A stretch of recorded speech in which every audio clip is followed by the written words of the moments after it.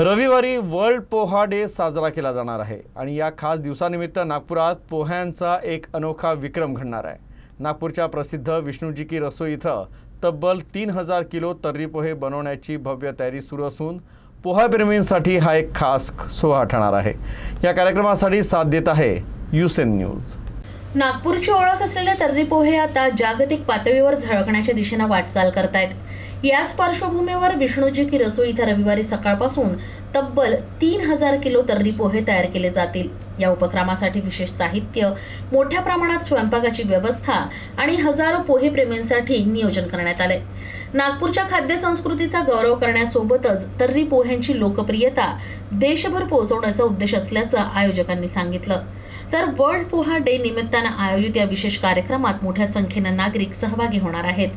दरम्यान हे पोहे उपस्थितांना वितरित केले जातील।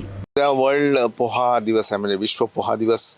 आणि तो पोहा दिवस, हा जर वर्ड तुम्ही गुगलला टाकलात तर फक्त इंदोर आणि नागपूरचं नाव येतं। आणि इंदोरचे पोहे वेगळ्या टाईपचे आहेत, नागपूरचे तर्री पोहे वेगळ्या टाईपचे आहेत। आणि म्हणून म्हटलं की हे नागपूरचे आपले तर्री पोहे जे आहेत ते सगळ्या जगामध्ये त्याची माहिती व्हावी आणि लोकांनी त्याला ओळखावं, म्हणून हा उद्याचा मुहूर्त साधून मॅक्झिमम क्वांटिटी 3000 किलो तर्री पोहा आपण बनवतोय। आणि तर्री पोह्याबद्दल मला सांगायला आवडेल की त्याच्यामध्ये तुम्हाला कॅल्शियम मिळतं, प्रोटीन मिळतं आणि एक वेगळा झटका असतो। तो झटका अनुभवायला उद्या सकाळी 6:30 वाजता तुम्ही इथे या। मी रात्रभर मेहनत करून हे तर्री पोहे बनवणार आहे आणि सकाळी 6:30ला रेडी असतील।